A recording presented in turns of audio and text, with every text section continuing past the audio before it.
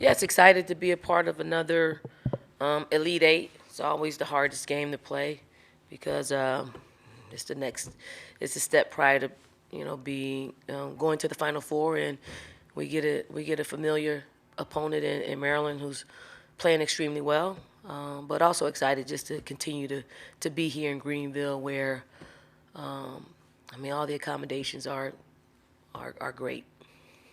Down here on the left. Hey, Dawn, Maryland's obviously a repeat opponent, but you played them so long ago. Is there anything really accurate that you can take from that game, considering that Diamond didn't play and that's changed so much since you first played them?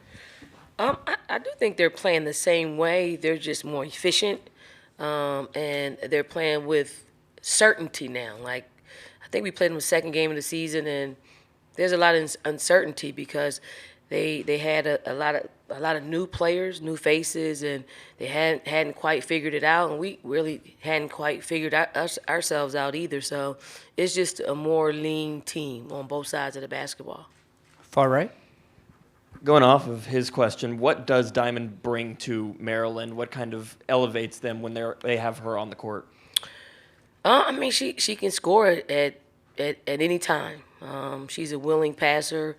She's a leader. Like, she's a player that can score in bunches and impact the game on both sides of the basketball. So they have someone that can impact it. I know they missed her the last time that we played, so they'll get a boost because for someone that can score as much as she scores and defend as well as she defends, I wouldn't want to be without that type of player,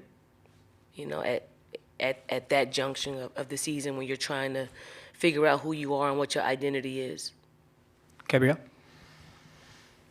Gabrielle Lewis, the next. I was hoping you could speak a little bit about Camila and ceiling for her. What do you want for her career? What do you feel like she's capable of?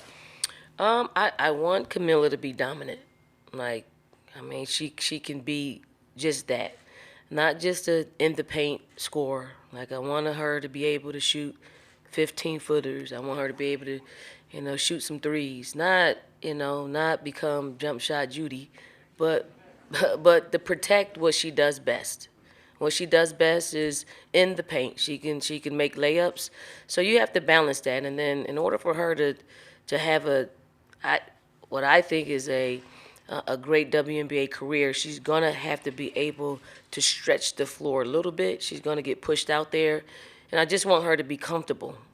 I just want her to shoot them. If she can just shoot them in games and shoot them in practice, it becomes a little bit easier for her. But she's hesitant to shoot the basketball, and we're just kind of, getting her to get used to doing that because she's pretty good when she does it. Like, when we're shooting, having some shooting drills, she's pretty accurate. It's just in a game, she get a little frightened in shooting it. So I think once that happens, we'll see a more dominant Camila.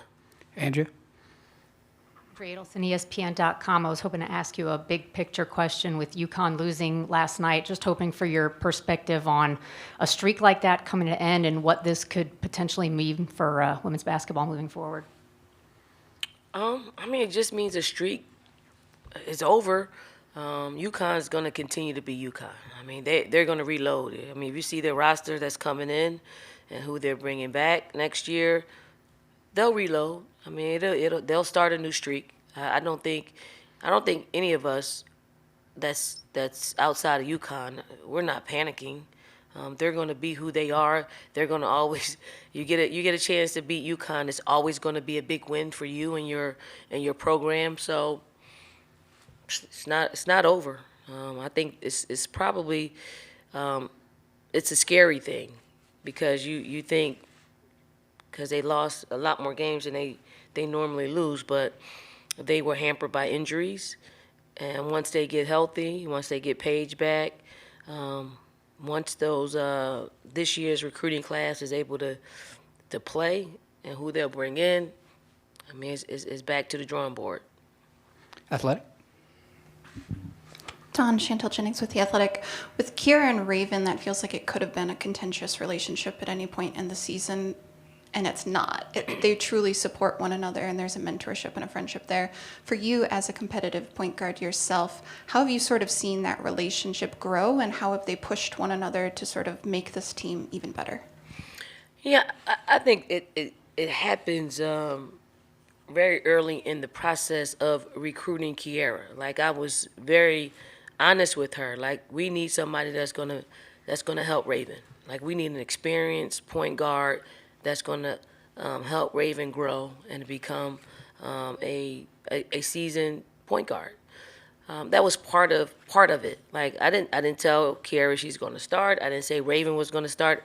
I said they were going to have a healthy competition, and then from there you can just see they both were injured or coming back from injuries in the very beginning of the season and the summer. Like, Kiera really never practiced this summer, so I mean, then she was hampered with a lot of injuries leading up to the season, and she never really got completely healthy until probably a quarter way through the season. And then they would just lean on each other. I do believe last time we played Maryland, Raven was the starter. Raven started the first 2 games of the season.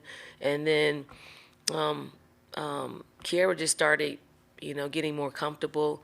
But through what they were going through and getting limited minutes, they just forged a bond.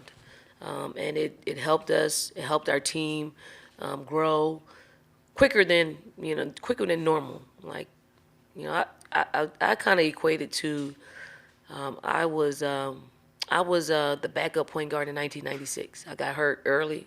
I was probably going to be the starter from how I came into camp, and I was at the top of my career. I was in shape. I was healthy, and I was head and shoulders above.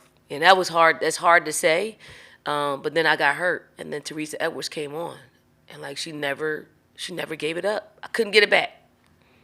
I mean, I was competitive, but I was still looking like, damn, can't get it back. But so then you just help each other. You just find a way to have healthy competition and communication, and then you just, we had knockout dragouts though. She had the first team, I had the second team, and we made our team better because of what we were bringing to the table, and that's what Raven and Kiera are doing for our team. I got a question on Zoom. Go ahead, Chris. Hi, Coach. This is Chris Heidel from Hermiston Radio in Baltimore. Congratulations on making the Elite Eight. It's an honor to talk to you. Talk about Brandon Freeze. What type of coach is Brandon Freeze? And you guys have been friends. Are you guys good friends off the court, or is there a good mutual respect? Yeah, we have a mutual respect for each other. We've seen each other on Under Armour trips, and we have really good conversations then. Just Brenda knows what she's doing. Brenda's been doing this for a very long time, taking teams to Final Fours, winning national championships. But I thought she did probably some of her best work this year in the type of team, the who she lost to the transfer portal, and then transforming this team into to an Elite Eight team. I mean, one step from going to the Final Four. You definitely have to take your hat off to someone that, she only saw.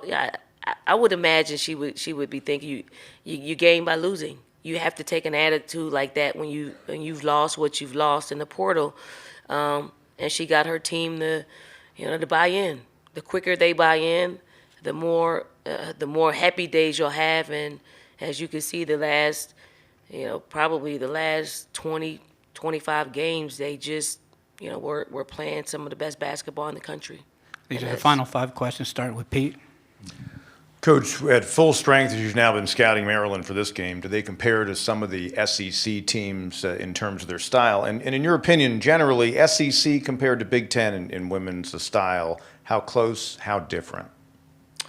I would say they're more like SEC than probably Big Ten, because they spread you out.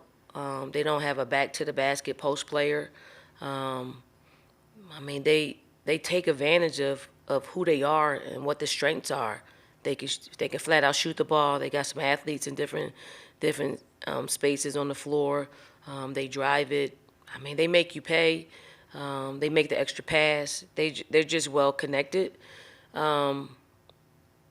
So I think they look more like an SEC team. Beth?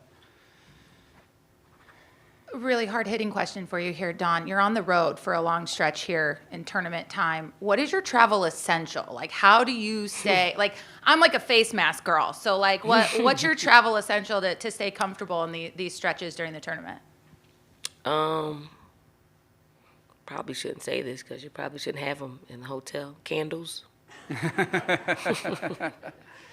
Candles. Huh? No, they're like trophies, so I don't even use them.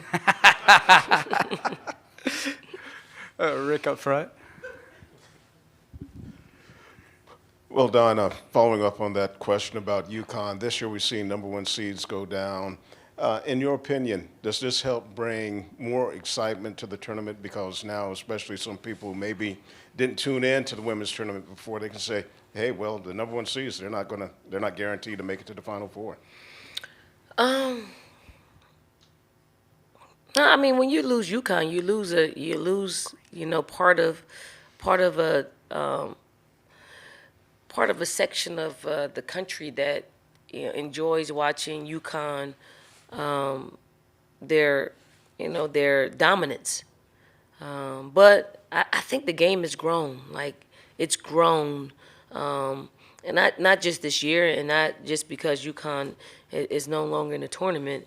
It's just we are in demand. Like, there are so many great narratives, so many great players, so many great coaches, so many great storylines that we're able to hold our own, even if UConn is not a part of, and they'll still be a part of it. They'll still be a part of, like, once this advances, we're gonna have a UConn story. They're not here, where are they? It's just going to be a part of the storyline of our game, and rightfully so, because they've been dominant for decades, and we need to do a better job, not with just UConn, like all the teams that have been dominant. We need to talk about them as part of our women's basketball history. I think that's part of it. Like, this is a new history that we're venturing into. Because there are so many great players and parity in our league that we need to start documenting. Because we probably lost a lot of our history because we chose not to. We probably got it documented, but we chose not to share it. Here on the left. Todd Golden with CNHI. Dawn, a big picture question. I've been talking to a lot of men's and women's coaches this year about how their athletes cope with social media, both the positive side of it and the negative sides of it. For you, how have you approached that with your players, especially with the level of success that South Carolina has had, and how much has it become a part of your job description to deal with that aspect of coaching? I mean, I probably a few years ago, I was more like, hey, let's sacrifice social media for the season. And then as you continue on this space, I do think it has a psychological disadvantage to ask the players to sacrifice that. It's a part of who they are. So I gotta meet them where they are. Social media is a part of it. I think now we just have to educate what should be posted and let them know that they have to be super responsible for what they post. And quite honestly, when NIL comes around, that polices it because they have a brand, they have a name, an image, and likeness that they, that they're trying to uphold because they are, they're the faces of some corporations, and losing money because of what they post is not something that I think they want to be party to. Final question to Pete Iacobelli. Hey, Dawn. I was just wondering, does Aaliyah ever act like she gets any extra juice from going up against a Diamond Miller or an Angel Reese, a Cameron Brink? Does she get herself even a little more pumped up for those kind of matches, or is she just steady Aaliyah? I mean, Aaliyah doesn't let me into that part of it. If she does, I do think at this point in Aaliyah's career, she doesn't care about anything but winning. Like seriously, it's all about winning. She doesn't care about stats. She doesn't care about double doubles. She just wants to win. I think she wants to go out as winners with her team. Like that is it. And I think that is for someone that is our reigning National Player of the Year, you get to a place where you did that. Now it's really let's win this thing. Thanks for your time, Coach. Thank you.